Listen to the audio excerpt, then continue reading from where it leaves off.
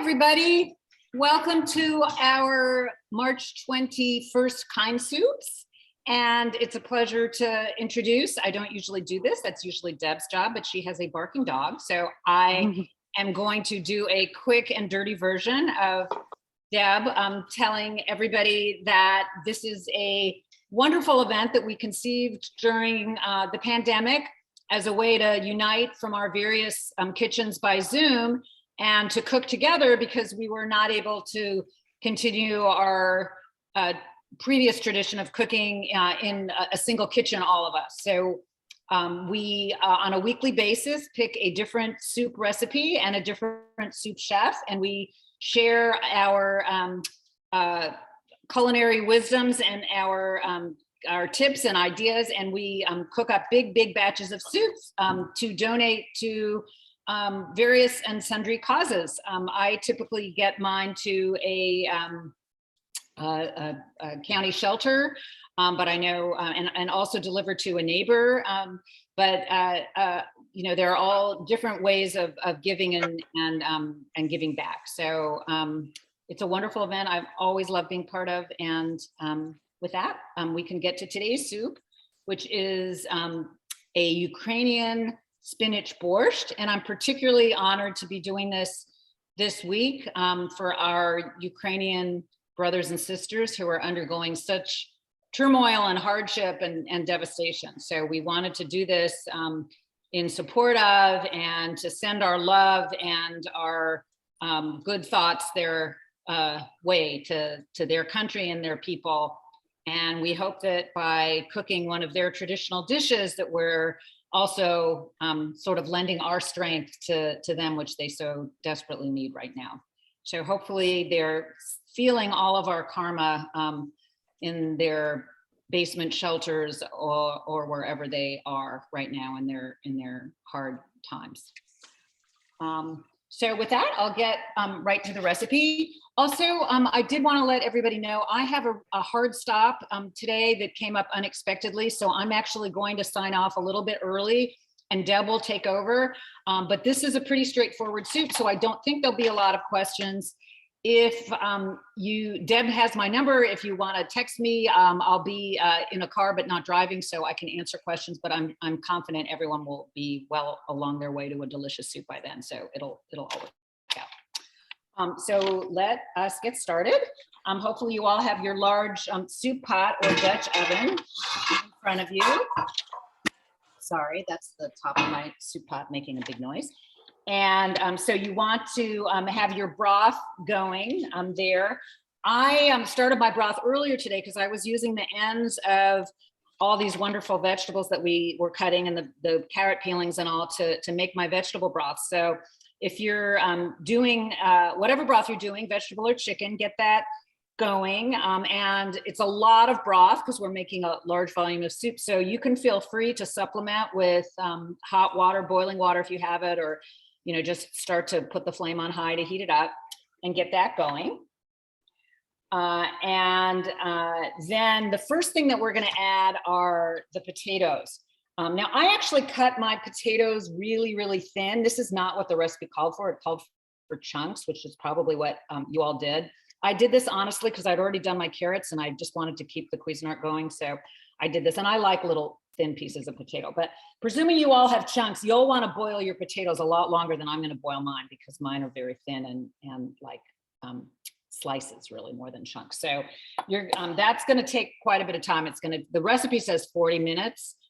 So that's going to be a big bulk of this. So go ahead. As I said, I'm not going to add my potatoes right away because mine are so thin, but you may, as soon as your broth is hot, you want to go ahead and add your potatoes. And then once they're sort of bubbling along happily, you can, presumably your broth got to a point where it's at a rolling boil. Once you add the potatoes, you can maybe bring it down a notch to like a simmer. You just don't want it to overboil and make a mess on your stove. So as long as the potatoes are in there kind of bubbling happily, simmering, that's the way it should be. And then we're going to go over to our skillet. I use the biggest skillet I have, which is this guy here. But I think any skillet's fine. You can do 2 skillets if you don't have a super big one. And you want to put your oil in there. And then we're going to add the carrot and onion and cook that. So I'm going to go ahead and get out my olive oil, add that to the skillet, and let it heat up a little bit before you add the vegetables. Otherwise, it just tends to stick to the vegetables and can make them very greasy. But if you let it heat up a little first, it will not do that.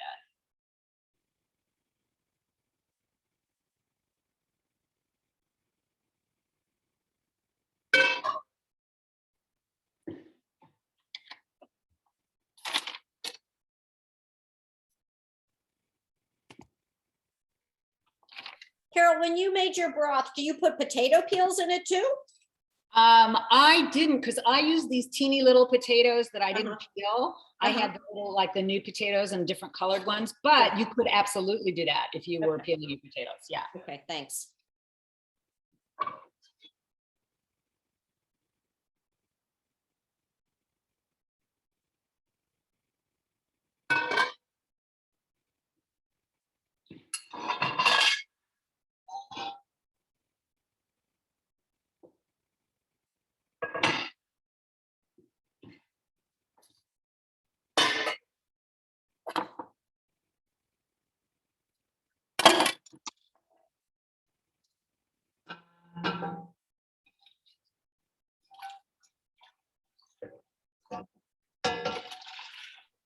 Carol, do you cook the zucchini also, or just the onions and carrots? Hang on one second, because I'm pouring broth. Let me check the recipe really quick. I would say cook the zucchini. What does it say here? Potatoes, add onion and carrots. In a pot with the potatoes, add. The recipe says to add the zucchini and spinach a little bit later, probably because they take a little less time to cook. I may add them all at once again because my potatoes are on the thin end. No super magic here. This is not a soup that's going to get pureed, so a lot of it is if you like your vegetables al dente, where you can sort of bite into it and feel the crunch a little bit, then anything you want that is to be al dente, you want to put in for less time. Anything you want to be really soft, you want to put in for more time. So I like to crunch on my zucchini, so I probably won't put it in that long. But no right or wrong there.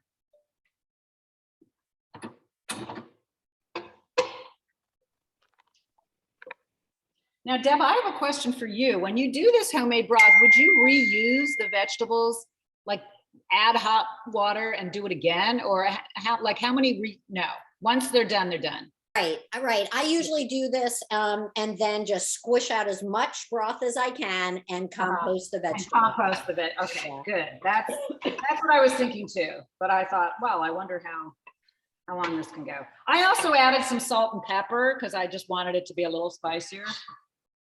I often add like some dried mushrooms and some peppercorns and herbs if I have any. You can just throw whatever's going bad, in your refrigerator, just throw it in there. Right. Well, and I like, if you buy dill and you have the stems of the dill, you can throw that in. I mean, it's like, the kitchen sink for all of this green stuff that you normally throw out.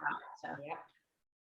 As someone who always makes her own vegetable broth and always composts the rest, don't ever read on the internet what you shouldn't put in, because it has some really weird things, like celery isn't supposed to go in. I'm like, what's that about? I always put celery in. Of course. Don't read this stuff. Don't believe them. The internet lies. They say it shouldn't be composted or shouldn't be in your broth. Shouldn't be in your broth. Oh, celery's delicious in broth. Of course it is. It was the most ridiculous thing. It had a bunch of different things that were weird. But yeah, I make broth all the time. I will tell you that this soup required so much broth that I decided this is important, not to use all my broth because I'd like to have some for other soups. So I used about half broth, well, probably about a third broth, a third water. My broth was very strong this time. And a third of that fake chicken, the faux chicken, parve chicken whatever it is, the Yeah. Osum brand powder that I use all the time. Yeah. I have a very, very, very important announcement to make, okay? Ooh, yes. Next Monday, for the first time, I will be missing KindSoups. I hope you're doing something fantastic. I know it's a special day. It is? I'm going to be in Florida. Oh, okay. It's your birthday week, isn't it, Marge? No. When's your birthday? In April. Ah, No, I'm going to see my mom. So there are two things that are important. One, big deal, I'm missing a soup session. I cook soup frequently enough that it's not a big deal. The second part is that next Tuesday, which is the whatever day it is, 29th, something like that. Yeah, it is the 29th. Next Tuesday, I am not going to Up County, so don't appear at my house on Tuesday morning. Are you paying attention, Lisa? Okay. You can hold your soup. I will probably go later in the week. I'll probably go like on Wednesday or Thursday or something, but don't bring it on Tuesday because I'm flying back on Tuesday. you better hang a banner outside your house, Marge. I know. No soup. Seriously, Marge is our kind deliverer. She delivers. I am eternally grateful to Marge because every time I make soup, I freeze it and bring it the next morning to her, and she gratefully takes it up to Black Rock. So she's my shero. Thank you. Yeah, I do this crazy run on Tuesday mornings usually, which is fine. I don't mind doing it. Back in, earlier pandemic days, it was the only opportunity I had really to drive my car because, where did I go? I still don't go anywhere, but I do on Tuesdays go up and back to Germantown.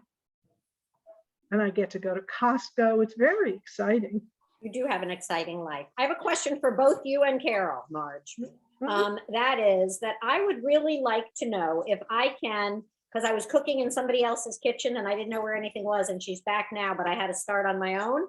Can I saute the onions and carrots in the big, huge soup pot and then start adding the broth and the potatoes, not the zucchini, not the spinach, not the stuff that you don't do for a while, but couldn't I make this a one pot thing instead of a two pot thing? Absolutely. I don't see why not. Thank you for saying that. Otherwise I was in deep trouble. Deb, my only thought on that is if you're going to do it that way, you can't saute those. You're not going to saute those carrots and onions for 25 minutes separately. No. Yeah, you're just going to saute them, and then once 5 minutes or whatever, then you can put the rest of the stuff in. Is what I'm thinking. The other thought I had was that I am not putting my spinach in until after my 8 to 11 minutes with the zucchini and all the stuff together, because spinach just gets too mushy. I agree. Spinach goes really quickly. It's very, very thin and delicate. So and it also clumps when you're adding, I have this much spinach here. So I would add it in bunches and add it way toward the end. Does anyone have any thoughts on kale? Only because I have kale left over from whatever soup it was I cooked that had kale in it. I've now cooked 2 soups. Add it with the spinach.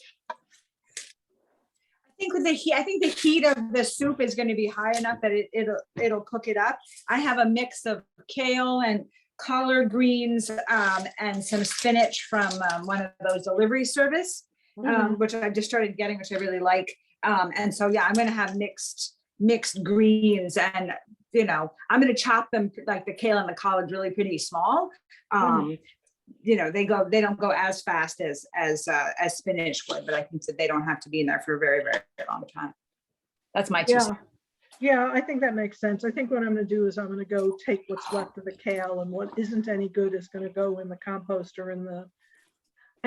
I'm reluctant to put too much of it into the vegetable broth. Kale is a little bit whatever strong, so we'll see. I have to think the Ukrainians would be very understanding about making compromises and being flexible with. I would think so, indeed. Given what they're going through, I'm sure that they would approve, even if it's not the traditional recipe. Yep. Right. sadly, we are not sending this to the Ukrainians. But my really good news about this is that here is something called a borscht that doesn't have any beets in it. Ah, This makes me so Marge happy. does not like her beets. No, I love the color of them. A friend of mine sent me this coffee maker, picture of a coffee maker this week that was this beautiful reddish purple. It's a gorgeous color. And he said, knowing that I didn't like beets, would I appreciate this kind of thing? I thought, that's not a bad looking thing, but you'd have to redo all the appliances in your kitchen in that color. It would be marvelous. It would just be beautiful.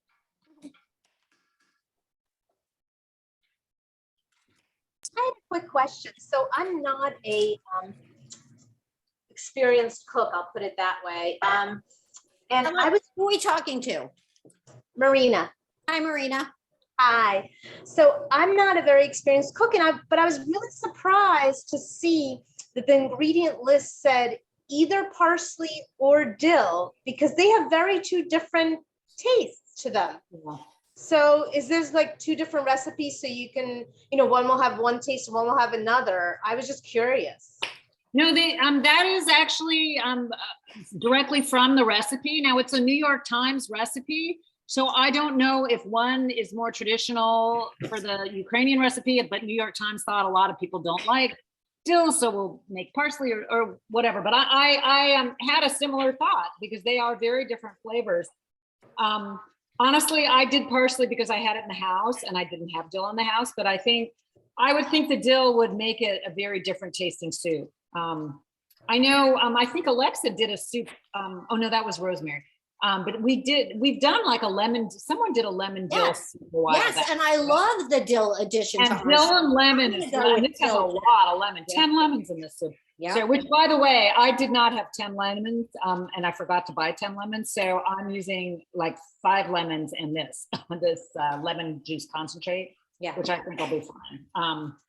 But yeah, so I think I'm actually curious to ask those of you who are doing dill how it tastes, because it will taste really different from mine, which is going to have parsley. I actually bought dill, Carol, because usually I don't find it when I need it for a particular recipe, and yesterday I found it, so I thought, let's stock up. So Yeah. Oh, good. I'm glad. I want to talk about dill because I do not put it into my vegetable stock, frozen vegetables thing, because it dries so well. You can take your dill that you've bought, and any of it that you don't use, I just take it and throw it into a jar. It dries much better than many, many of the other herbs.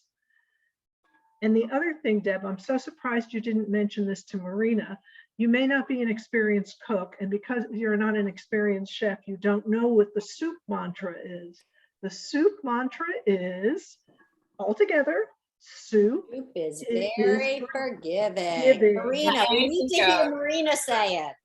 So actually, I have to tell you a funny story, because with the soup being forgiving, with one huge caveat, Uh-oh.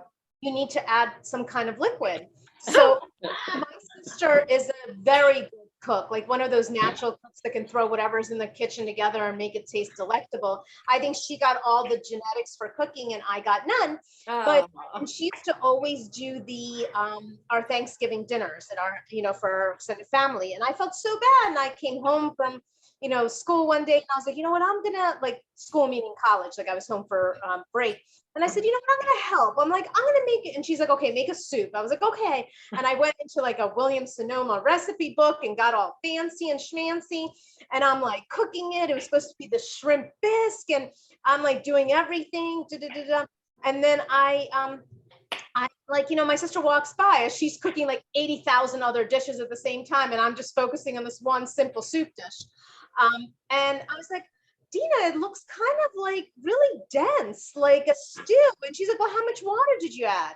I'm like, I didn't. I add water. I probably missed it. It probably did at some point, just happen as an ingredient, assuming that nobody can be so dumb that you need to, like, explain to them that please add the water when we said we need water. So we can say soup is forgiving unless you fail to add some kind of liquid. which is what I did. So yeah, I burned my soup, so we didn't have soup for Thanksgiving. And you probably haven't had a cooked Thanksgiving ever since then. So that was brilliant. No, I actually married a husband who does a Thanksgiving dinner. Nice. I do not. Well, we have great respect that you overcame the trauma of that shrimp bisque and you're cooking soup with us today. I'm happy to do so. And I have to say, I'm very curious. So I'm actually from Kiev originally. I was born there and I've never had this recipe. Oh my. So I'm very excited to eat a recipe that is traditional to my birthplace that I don't know about. Marina, do you have a different Ukrainian soup that you could introduce us to? I don't, but I'm sure my sister does. Oh yeah, let's get that bit. Oh, sorry. On the Zoom and have her lead us. That would be so fun.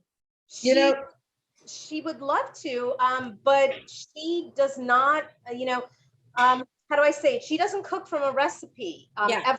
So every time I ever eat something that I like, I'm like, can you give me the recipe? And she's like, no. So I'll ask her to see if she can actually put something down on paper, but she always, like, as I said, she just works with whatever's in her kit. She's a true, Well, it would be fun if she told you the idea of what she wanted to make with us. We all could look up a decent recipe and share it.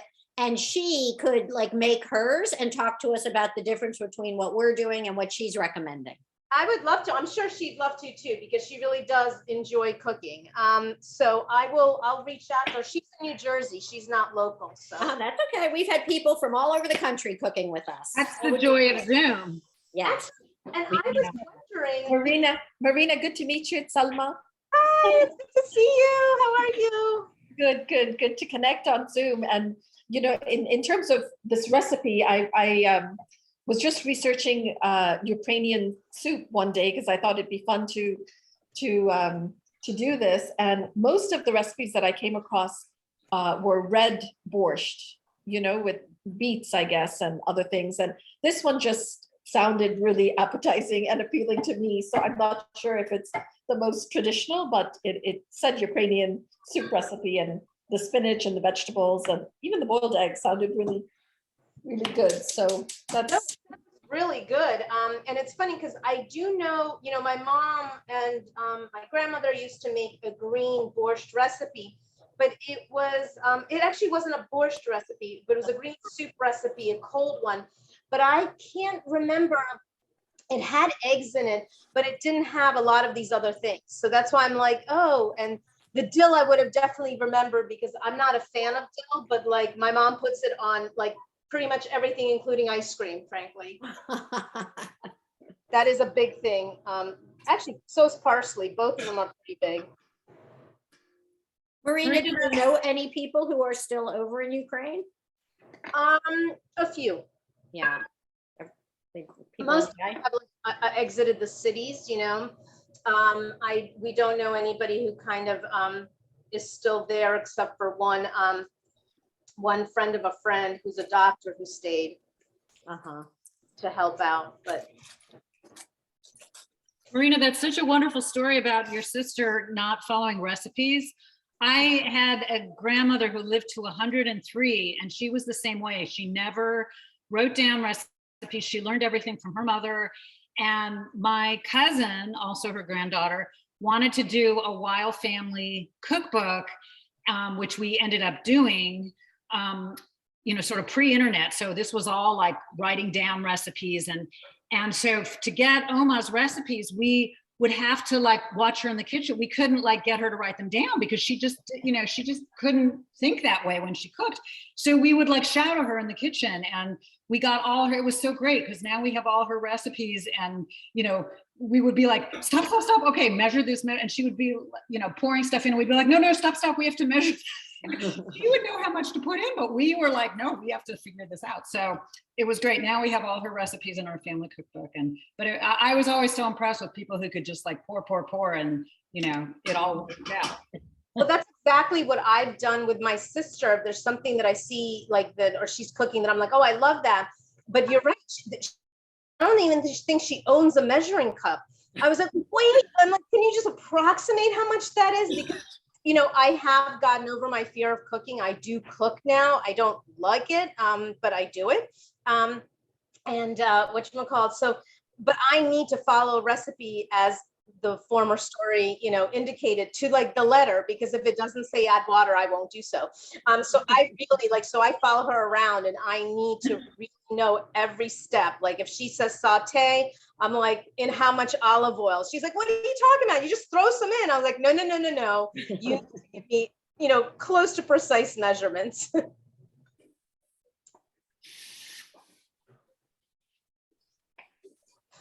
Well, many of us started out a year and a half ago cooking our soups with that same trepidation. And you should see the cavalier attitude that we have cultivated a year and a half later.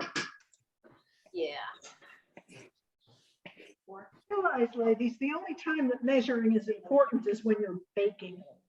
That's when it's really important. The rest is like, whatever. Exactly. Can I ask a question about the eggs? Yes. Has anybody made this soup, maybe Marge, and like, how do the hard-boiled eggs taste? Do the yolks just kind of melt into the broth? I'm a little trepidatious about putting eggs in this soup. Yeah, I mean, I'm gonna follow the recipe. If it's New York Times, it's New York Times. I had the exact same instinct. And so I did actually make this soup beforehand, but I did the option 3, which is the egg drop, because I am not a fan of like hard boiled yolks, and I just didn't want a lot of mushy hard boiled yolks in my soup. And that's why, I talked to Deb about this beforehand. We came up with this option of either don't add the eggs, or I love egg drop. I mean, it's one of my favorite things to do in a soup. And so I thought, well, and you gave the perfect segue, Alexa, thank you. I can do a little tutorial on how to do egg drop if people don't know how to do that, or if people like Marina just want like a total immersion and like you need to see it to do it kind of thing, because it's super, super easy. I had a different egg question. Okay. I'm not concerned about the eggs in the soup. I'm concerned about freezing the eggs in the soup, because this soup has to be frozen. Yeah. So I made a couple of hard-boiled eggs, and I can't decide if I'm putting them in or if I'm having them for lunch. Well, what do you think about egg drop? Do you think egg drop would be all right frozen? We know that egg drop freezes. We've done soups with. I've done. Good. That's what I would have thought. All right. It freezes. It freezes. Not always. It's not as cool looking as when you've just made it, but yeah, it works. So that's okay. All right. Well, I actually added my parsley even a little bit early because I wanted it to sort of melt into the broth. So the only thing that I have left at this point is my spinach, which I'm gonna wait to the end, and the egg stuff. So if this is a good time, I will go ahead and demonstrate the egg drop for people who want to do that option, which is really a lot of fun. It's a common thing in a lot of Chinese soups, and you can do it with miso. So I'm sorry, I'm just going to pull out a little bowl. Carol, can we get a little more light behind you, or? Yeah, I didn't turn a light on. Sorry. I totally want to see this egg drop thing in all of its glory. I love the lights in your kitchen. They're so pretty. Sorry, I'm just getting a bowl. Okay. So depending on, and I am not doing the full amount of eggs you would do for this. So I have 1, 2, 3, 4, 5, 6, 7. I have 7. I think it was calling for 9, but I'm going to start actually with even just a couple. So crack your eggs, and you're going to mix the yolk, and you don't have to worry about separating. You're going to mix. I know my dog, when he hears an egg crack, he's like very excited because he loves eggs, but sorry, this one is not for you, sweetie.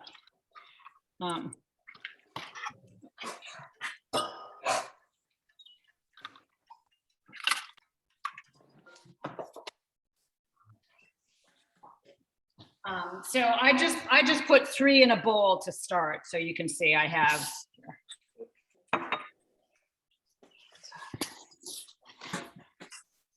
there. So here is my bowl of eggs.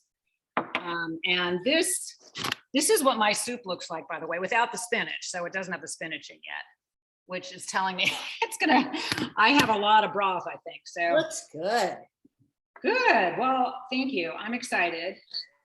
And everything is getting pretty soft. So yeah, I think it'll be actually easier to add the egg before you add the spinach, because the spinach will make it so dense, and then so you might want to do this before adding the spinach. If you've already added the spinach, don't worry about it. But if you haven't, maybe start the egg.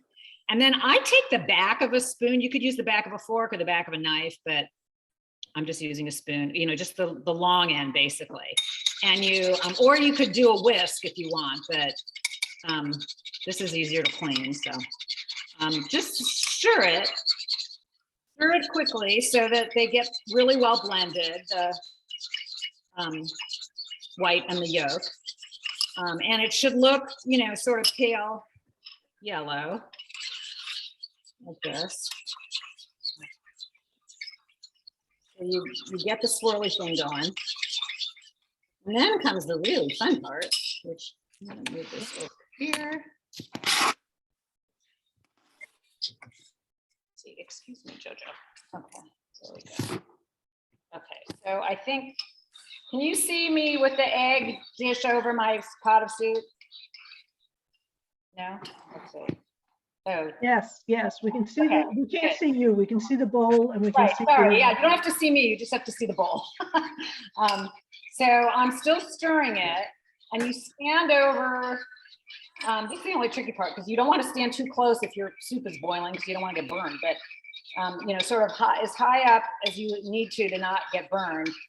And then you're going to be, like the baristas, you're going to be pouring from on high ribbons of liquid egg into your boiling soup. Make sure that the soup is boiling, because it needs to be really hot for this part. And then just slowly, little bits at a time, pour it in there. And you'll see it'll immediately, because it's hot, start to make little ribbons of egg. And then you can take a break and stir it up again. And then, so this is what it looks like in the soup. Oops. Carol, is there a reason not to do that too early? What happens as that cooks over time? It'll be fine. Okay. It'll be fine. No. So here is what it looks like. Yep. You can see that. Yep. Cooked. And yeah.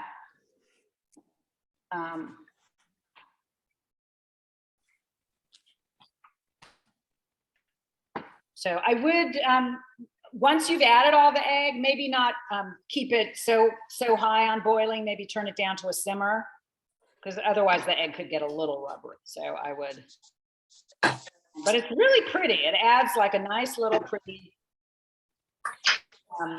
ribbony effect to your soup. And it adds protein for, this is a vegan soup. So, well, otherwise the egg, it's a vegan soup. So it's a vegetarian soup. And so it's nice little extra protein. And yeah, and that's it. Carol, Yes. Egg, you can put eggs in something and it's still considered vegetarian? Yeah, vegetarian to me is not eating animals. So no sentient beings. So no fish, no meat, no fowl, no grasshoppers, no escargot. Okay. Nothing that has feelings. But eggs, cheese, all dairy. Vegetarians eat dairy. Vegans do not. Okay. All right. But I will say that I have learned since becoming vegetarian that there are a lot of different definitions of vegetarian. And when I go to a restaurant and say I'm vegetarian, I routinely get people who ask if I eat eggs, who ask if I eat chicken, Right. People just really have different understandings of what. So yeah, I don't, to me, a vegetarian though is just not eating animals. But animal products like honey or cheese is vegetarians eat. Unlike vegans who don't eat animal products. I don't know. Well, but some vegans do eat honey. So you also have to ask that question because there are Right. vegans who will eat honey. Right. The Right. bigger It's kind deal- of like being kosher. I mean, some people who are kosher will, eat bacon, but No, won't eat- they won't. well, They it won't depends admit on it to how their you parents. define kosher. They consider themselves kosher, but they'll eat bacon like outside the home or something. Well, outside the home is different. Okay, yes, there are a lot of people My who eat Orthodox weird things grandparents outside used their to home. eat bacon out, but never in. Right. Yeah, or shrimp. They They eat wouldn't shrimp eat- out. It's very Like weird. my dad, who grew up kosher, would never eat a pork chop because it was completely psychological, but it was the word pork. He was perfectly fine eating bacon, but somehow the word pork in a pork chop just made him really uncomfortable. So he wouldn't eat pork chop, but he would eat bacon. So, I think it gets really individual. And yeah, the honey thing with vegans, I think it depends on why you're vegan. If you're vegan because you don't want to harness the effort of animals for your own personal benefit, then you wouldn't eat honey because you're harnessing the benefit of bees for yourself. But if you're vegan for health reasons or environmental reasons, then you probably don't worry about the honey. More importantly about the eggs, let's talk about the eggs a minute. If Yeah. you are using the eggs, it's important that you write contains eggs because eggs are a major allergen. So you can say vegetarian, Right. but you need to say contains eggs, not to do with vegetarianism, but because eggs are an allergen. Thank you, Marge. Right. Oh, and this is a really interesting note. So Neha says vegetarians don't eat eggs. And now I assume that is a definite, see, and I consider myself vegetarian, but I guess I'll have to say I'm a vegetarian who eats eggs because so Neha, if you can unmute yourself, tell me how you describe being a vegetarian. Like, would you eat cheese? So normally, I'm a vegetarian, and my definition of, or I'm from India, so mostly like the definition of vegetarian from India is somebody who doesn't have like eggs, but dairy is okay. But Okay. eggs are definitely not part of Not what okay. you can consume. Like, Okay. Well, this gets, I know, I just find this all really fascinating, but my husband and I had to decide if we ate caviar once we became vegetarian, and we are not comfortable eating caviar because you have to kill the mother sturgeon to get to the caviar eggs. Whereas we are comfortable eating chicken eggs because you don't have to kill the chicken. So I know this is probably our own little makeshift version of what we're yeah, and honestly, we don't eat eggs, but we eat hidden eggs because when they are part of a dessert where it's not something you see, we do eat them also. So like it's just, I guess, everybody's comfort level. Like, yeah. but Oh, that's coming from interesting. You'll eat eggs in dessert, like a custard. Yes. Yeah, like yes, I've had desserts like rice pudding is a really common Indian dessert, isn't it? right. Yeah. Oh, that's so, and you'll put eggs in that, right? No, I don't cook with them at home. We never bring them home. But like, outside it's very difficult unless you go for a vegan option that you would find a dessert without eggs. Most of them have eggs. And having a sweet tooth, I guess that is something that we have kind of, like something that an exception that we've made for ourselves, that it's okay in desserts, but normally you're not supposed to, like as per the definition of how we grew up, like, and what we were told, that if you're a vegetarian, you're not eating eggs. But this is just an exception, I guess, that we have made. Like, so interesting. Well, thank you for sharing that. I never knew that about the Indian diet. So I mean, one of my favorite kind of restaurants to eat in now that I'm vegetarian is Indian, because there are always so many great options. And so now I'll know that they, I guess for the most part, won't have eggs, except maybe in dessert. Yeah, I can't think of many Indian main dishes that have eggs, so I guess that's true. actually, in fact, Indian desserts also, very few of them have eggs. Most of them you can have if you're a vegetarian, like, they are usually very heavy, like dairy based. So like, yeah, if you're a vegan, you couldn't, but definitely for a vegetarian, that's something you could just go. I mean, I cannot think of even one at the top of my head which would have eggs, like, Wow. So yeah, interesting. Well, to answer your question, I don't think there's anything you need to substitute. Again, if we had someone from Ukraine who made this soup often, maybe they would have a different answer, but I think it's got so much else going on in it. It'll be delicious without it. And I can't really think of anything that you should add. So I would say just enjoy it as is. I am starting to add my spinach now, and I'm trying to. How much salt do you think? Sorry, how much?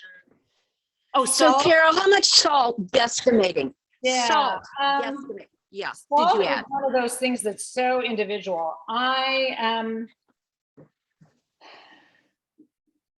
mean, you might want it if you're making the amount in the recipe that I said, you know, which is supposed to serve 20 people. I would start with Right. like 4 teaspoons, which is going to be under what would be called for, and then just keep tasting it. Okay. I don't like things super salty. Right. Also, one option, and Deb knows I'm a miso obsessed person. I'm a real fan of miso. So if you want to add miso instead of salt and pepper, you can do that. Miso is very salty, adds Right. wonderful probiotic qualities to the soup, but do not add the miso when the soup is hot, because you will boil out all the great, fabulous probiotic qualities in the miso. So if you want to do miso instead of salt, just let the soup cool down, and then, and not like totally cold, but like lukewarm, and then mix in your miso. Again, in terms of, Okay, yeah. about half a tablespoon of miso. For this is a lot of soup. I would go up to a tablespoon, but start with half a tablespoon and then see what you think. Yeah, and you can do that. Again, only when the soup is not boiled. Right. Yeah. Right. Carol, if I can pipe in, I just tasted mine, and admittedly, I don't use too much salt in my cooking, but I think I had put like a teaspoon just to start out. But I found that the lemon juice flavor is really nice, and I didn't find that it needed too much salt. It's got a real bright taste with the lemon juice. So I would say if you're used to not having too much salt and you're not going to do the miso route, just taste it. Yeah, Thank you for remember that. that if you use the bouillon, you probably already have some salt in it, but if you, like Carol, used your peels, yeah, might want to put a little extra salt in, right? That's a good point. Yeah. Okay, remember, Big Sister is watching. If you use miso, you must label your soup soy. Marge, you are the best. Thank you. Oh, wow. That's good to know. Yeah, that was a big problem a couple of weeks ago. We did something with miso and we forgot to mention it. And, you know, all the people who brought me soup, I'm busy writing soy on all of them, which was fine. But I'm thinking, okay. Is that for allergy reasons that people? Yes, yeah. People have soy I used to have someone who worked for me who was so allergic to soy that they sometimes use soy in inks in magazines. And her father got her a Christmas present that was, you know, I think it was Business Week, a couple of subscriptions to magazines, and she had an allergic reaction just to turning pages. She couldn't read the magazine. So yeah, some people are very allergic to soy.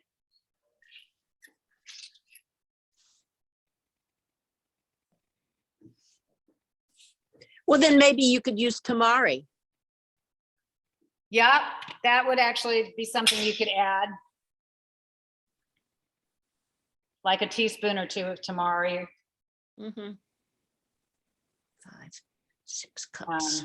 But that's a really good point, Denise, about the lemon. It adds a lot of sort of brightness and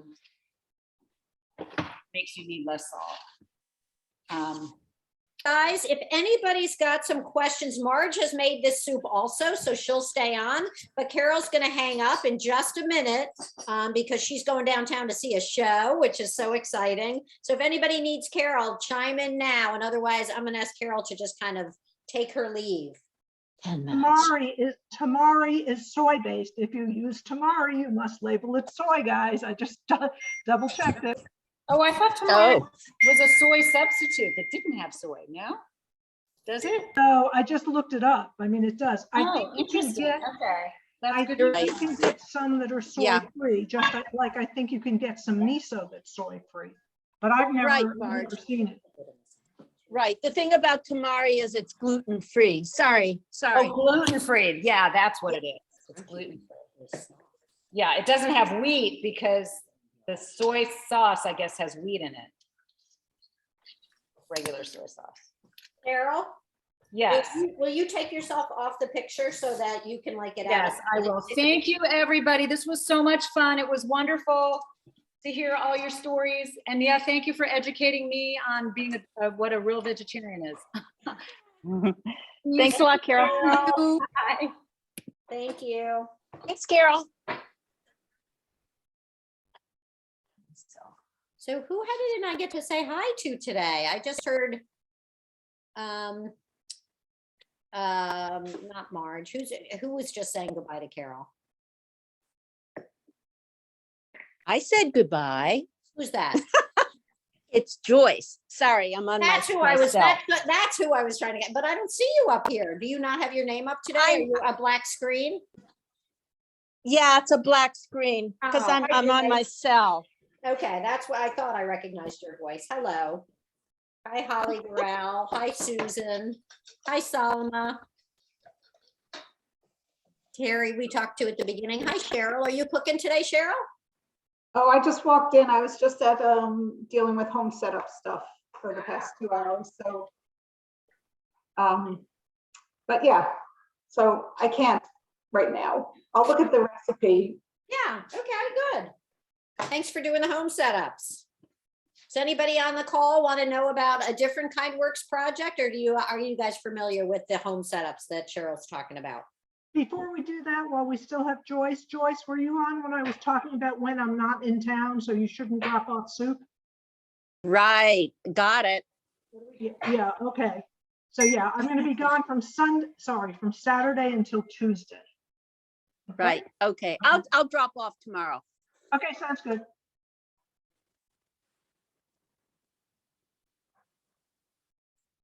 Did we make a decision on whether we can freeze this with the hard-boiled eggs is okay? You're going the hard-boiled egg route? Well, if you are delivering them to one of our food service providers, then you'll do it and they'll see how it turns out. We don't really know. Marge, have you had any experience freezing hard-boiled eggs in soup? No, that was my question. I've never put a hard-boiled egg in soup, fresh or frozen. I'm clueless. Yeah. I think I wouldn't do it. I mean, it's just gonna look gloppy. Yeah, Lisa's giving us a thumbs down too. Yeah, don't do it. Enjoy it for yourself tonight and do what Marge is gonna do and eat some egg salad for lunch tomorrow. The alternative is you could put it in like one container and see how, see what it looks like tomorrow morning. It's a good idea. Yeah, then maybe we'll know. Or maybe I'll just make a small container, like a pint with some in, so we know for the future. If I remember to do it. Yeah, we should try that. That's a good idea.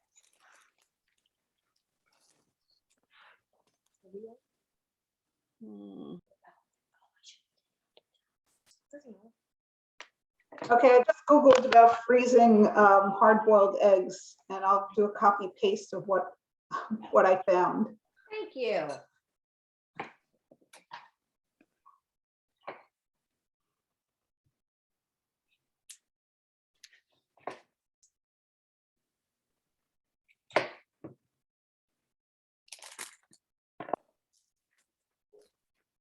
Tell us the highlights, Cheryl. Remove them from the pan. Remove the pan from the heat and let the yolks stand covered in. Hold on. Let me keep looking. It seems to be yes, but there are rules how to do it. Oh, no. I think you need to take the yolk out first. Seems to be. That's not a yes. That makes sense. Unfortunately, I did not do that. Ah. Let's see, to freeze hard-boiled eggs, you must decide if you want to freeze both the white and the yolk or just the yolk. Freezing just the whites is not recommended because they become hard and rubbery, or that some people grate the yolk and the white together. I don't recommend that. Oh, don't worry, guys. Mine are in the pot too, because that's what the recipe said, and I made them and I dumped them in there. And I don't know. I think in the soup, I think if you have, my guess is, and this is maybe just to make myself feel better, but if you're freezing hard-boiled eggs to eat as hard-boiled eggs, they're probably going to change the texture in the freezer. But in the soup, they're still going to stay moist. They're small enough. I'll let you know. I'm gonna. I won't freeze the one that I'm going to be eating, but I usually give some to my parents, so I'll get a report. It'll be back a little too late, but I can't imagine it's going to ruin it. You know, I think if they're small enough in the soup and then frozen and defrosted, maybe they'll have the texture of a type of mushroom, you know, which often is that chewy kind of, as long as they're small enough. Yeah.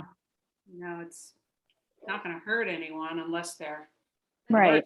But yeah, I opted for no eggs because guess what? I don't have any. Oh, lucky you. Now, can we freeze sour cream?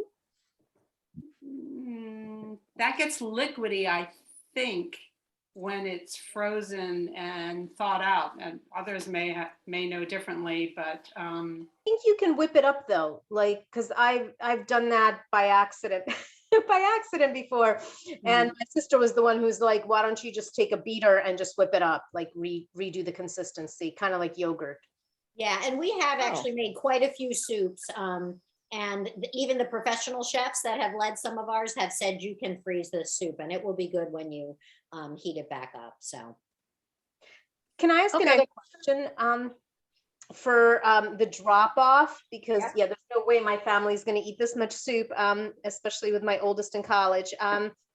Is there for the one to drop off at the Manning place, it says vegetarian or halal. If I put egg in there, does that disqualify my soup?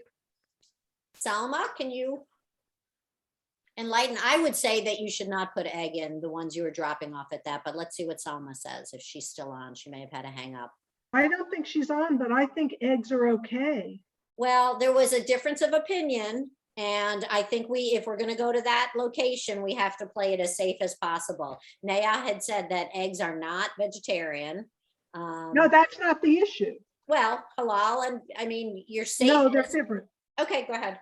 Okay, are eggs halal? Fish and eggs, okay, fish and eggs. Can you eat eggs if you are halal? Eggs from lawful animals, chicken, duck, fish, etc., are considered halal to consume. Okay. So you can't eat turtle. If you use turtle or snake eggs, then no, you cannot drop it off. But if you use chicken eggs, then you should be just fine. Okay, thank you. Yeah, that's not the issue. The best thing I found though, when I was looking about the hard-boiled eggs in the soup, I think basically all the things I saw said it wasn't recommended, but the first thing, and I did write, can you freeze eggs, hard-boiled eggs in soup, said you can never freeze eggs in their shells. So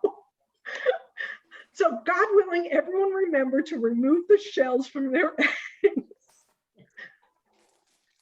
But yeah, you shouldn't have a problem. I would, again, because it's an allergen anyway, label it eggs. And if there's anyone there who's a vegan who doesn't eat eggs, or even a vegetarian who doesn't, you'll be covered. Well, thank you. And I want to put everybody's mind at ease because I'm the person who didn't add the water. I did take the shells off the eggs before I put them in the soup. The directions did not tell me to do so. Really hard to chop the eggs when they're in the shell. I have to tell a story. This brings back the story a friend of mine was telling me about when she was first dating her husband. He wanted to impress her and he wanted to bake brownies. So he got the recipe from his mother. It said to mix by hand. So it's like you have to be careful what you say. Yes. Exactly. Or as Marina has told us, what you don't say. That's like Amelia Bedelia. Yeah, exactly.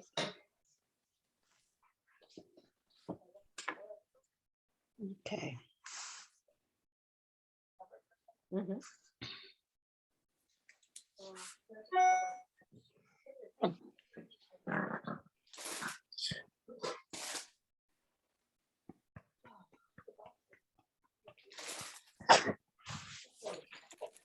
I have to look up the conversion of pound to cups, unless somebody knows it, because I bought two of these massive bigger than my head. And I don't know if I need both of them, but it seems like in one box, it's a lot. So on my spinach, it gives this the 3 cups per bag. Your thing doesn't say how many cups on anything? Nope. Nope. It says 16 ounces, 1 pound. So tell me, oh, I take it back. Do the sizes. So I have 15 cups in here. So no wonder it seems like I have more than Okay, there you go. You're all set. I guess we're going to be having spinach with chicken this week. Perfect.